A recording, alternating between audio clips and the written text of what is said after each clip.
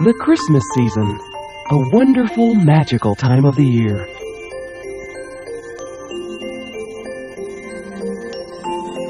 The Christmas season is a time to be happy, a time to be joyful, a time to have fun. And for Christians, it's a time to remember and celebrate the birth of Jesus. For many people, it's also a time for family and friends to gather together to observe the holiday according to their traditions.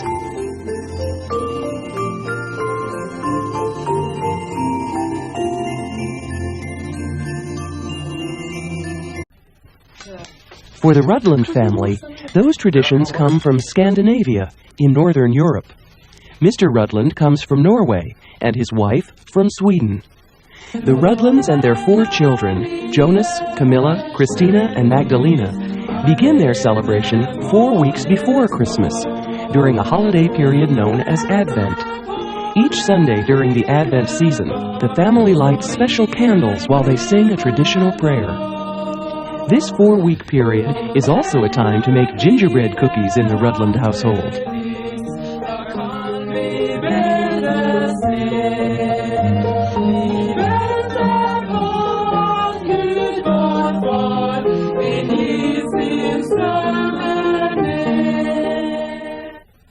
It's also a time to make a delicious Swedish candy called knack. Christina helps by setting out the small paper cups into which the hot knack will be poured. As the knack bubbles merrily in the pot, Christina eagerly anticipates eating the crunchy, nutty candy after it's had a chance to cool. The family puts up their Christmas decorations only when Advent is over.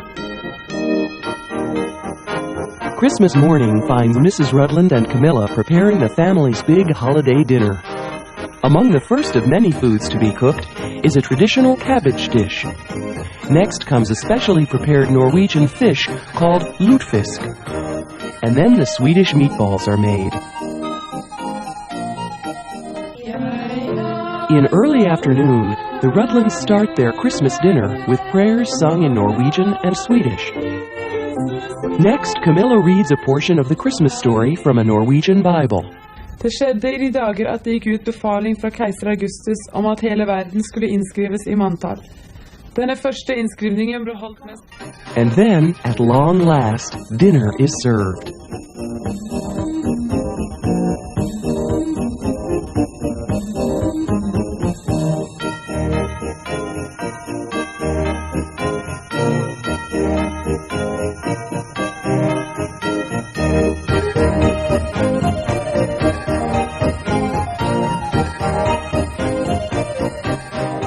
As delicious as the food is, it's what comes after dinner that Christina enjoys most. That's when she gets to hand out the gifts. Swedish tradition holds that the youngest child passes out the Christmas presents. And for Christina, it's a perfect way to end the holiday.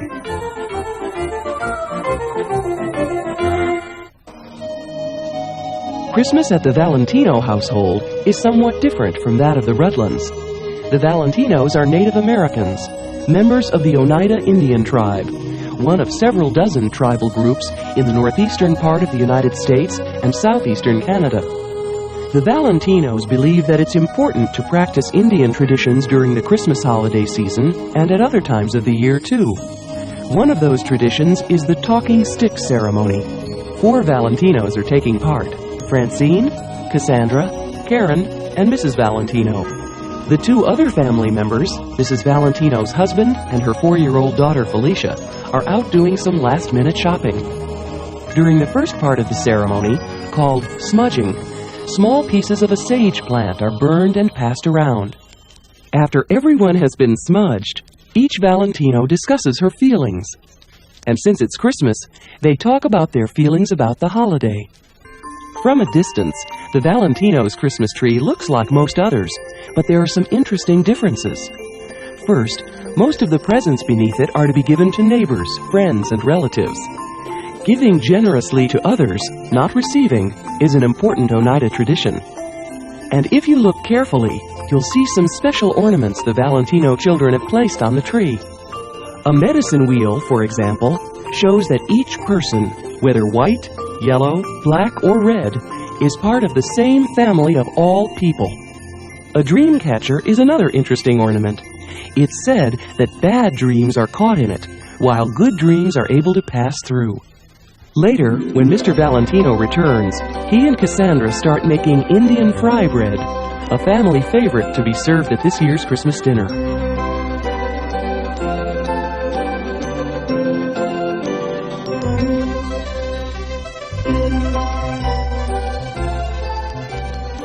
After the dough has been mixed, it will be set aside for several hours to rise.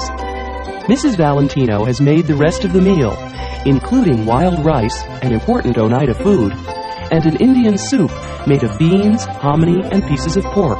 Ham will also be served. Okay, Dad, here's the dough.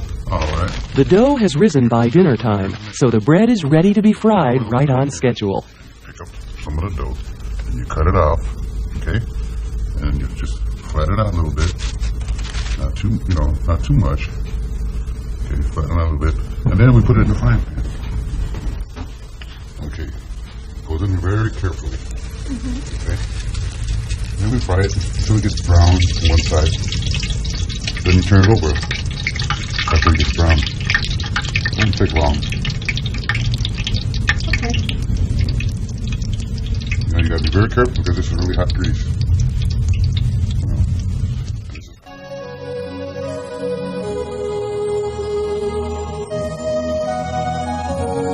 The bread tastes great by itself, but it's even better with Mrs. Valentino's soup.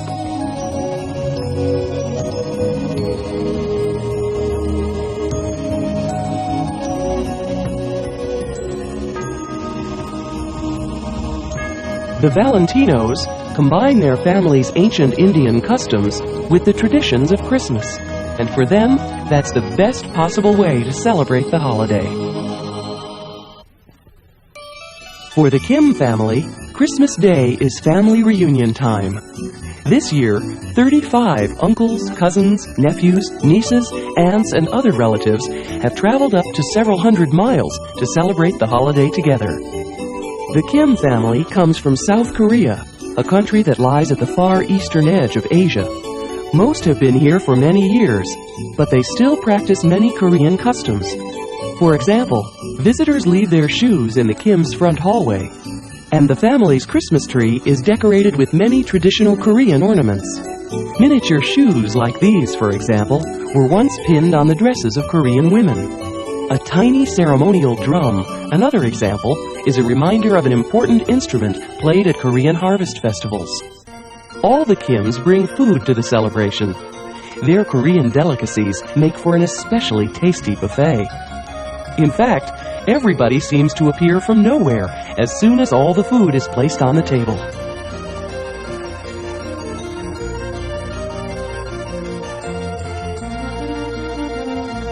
Before the delicacies are eaten, however, a prayer is recited.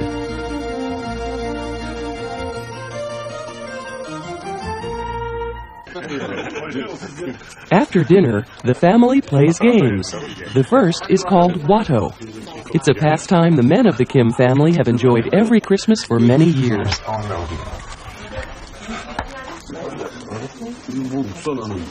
Then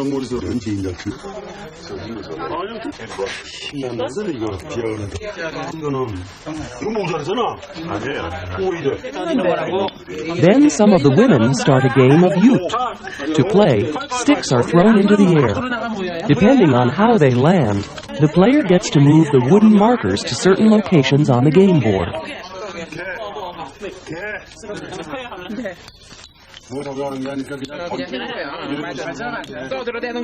In addition to games, music plays a big role in the Kim's Christmas celebration.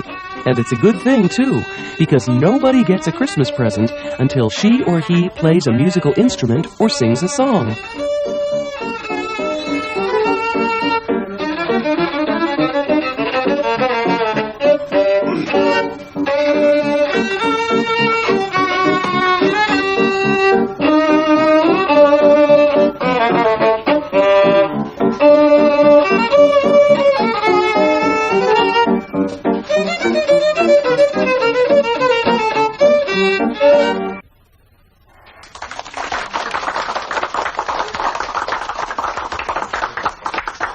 Used to laugh and call him names.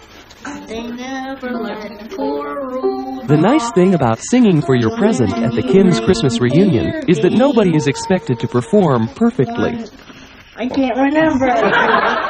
Getting up in front of all those people is the thing that counts.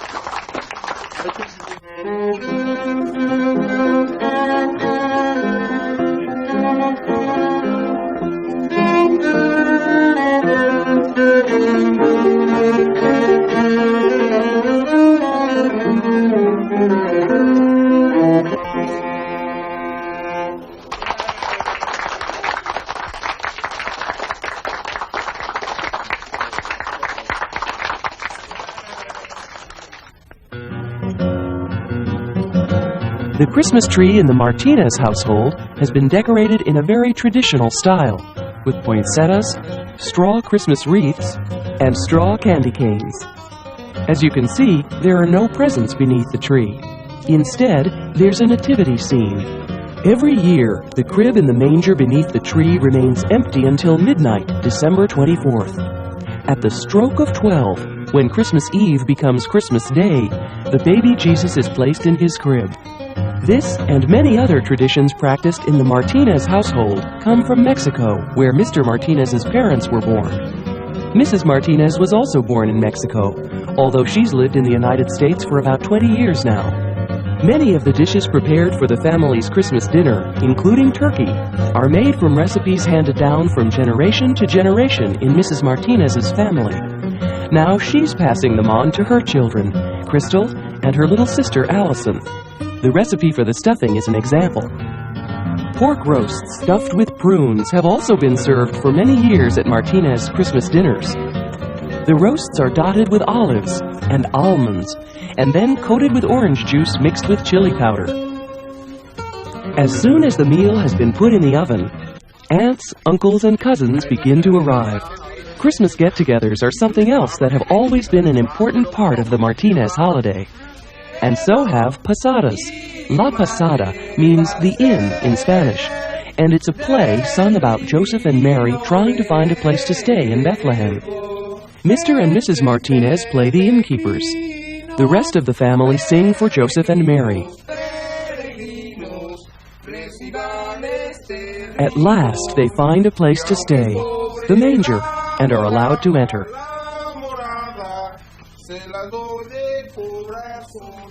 Peregrinos, peregrinos, reciban este rico, aunque es pobre la morada, se la doy de corazón.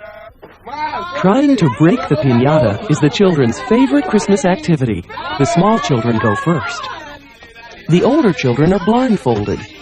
This year, the piñata is especially hard to break. So everybody needs a lot of encouragement to keep trying. It seems that Uncle Hector really wants to keep spirits high.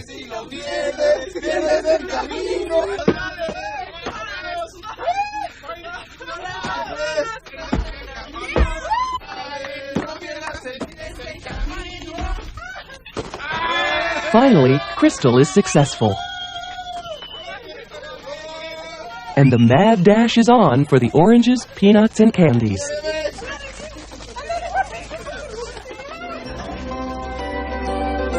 Christmas dinner starts with a toast with fruit juice. Then the feast begins.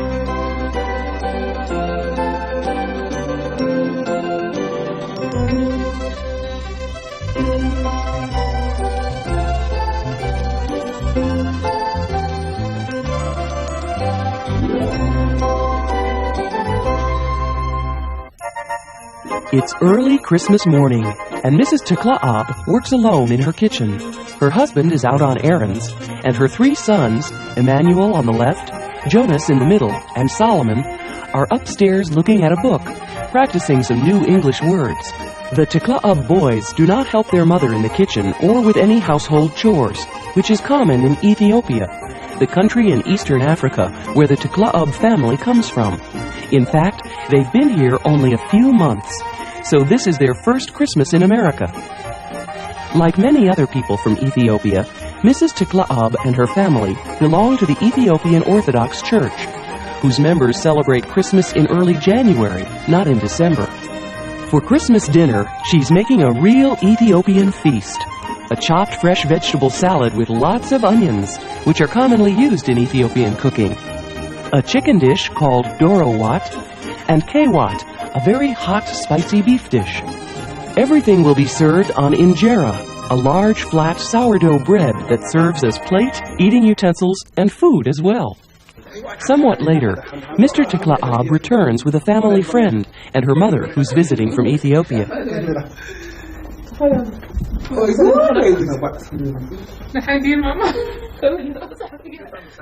After Mrs. Tklaab greets them, she returns to the kitchen to make a special spicy coffee that's almost always served to guests in Ethiopian homes.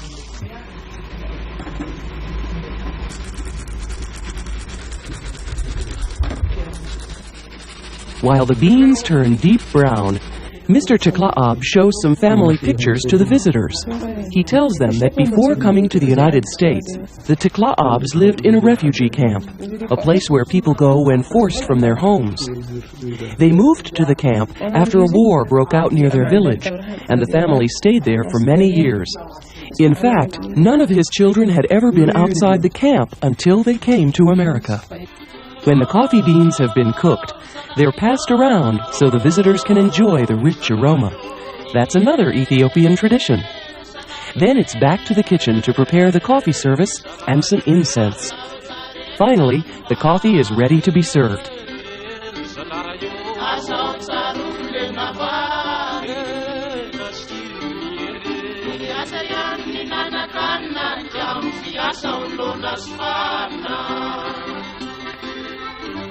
Christmas dinner is somewhat informal, with one exception.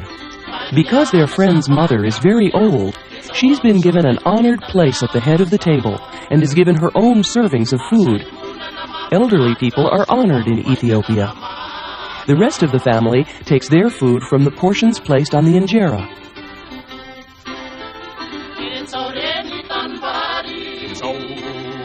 The young Tklaabs come to the table whenever they get hungry.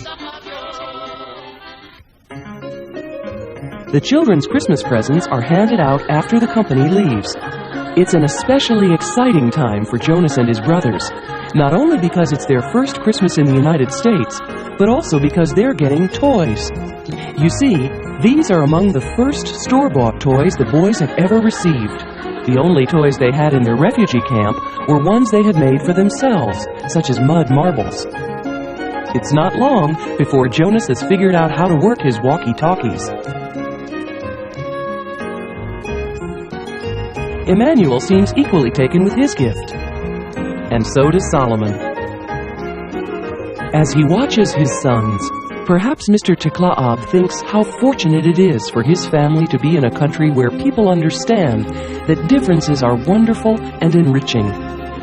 Yet they also understand that despite those differences, we are all brothers and sisters who share a common home, a home made better by the message of Christmas, that we can all live together in love, peace, and joy. The Christmas season. The Christmas season. A wonderful, magical time of the year.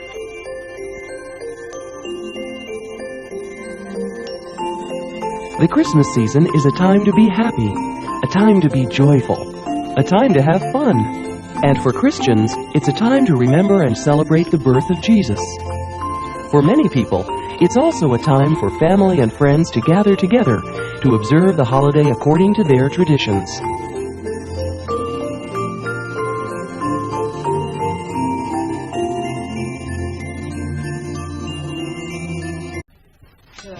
For the Rutland family, those traditions come from Scandanavia in Northern Europe. Mr. Rutland comes from Norway, and his wife from Sweden. The Rutlands and their 4 children, Jonas, Camilla, Christina, and Magdalena, begin their celebration 4 weeks before Christmas, during a holiday period known as Advent. Each Sunday during the Advent season,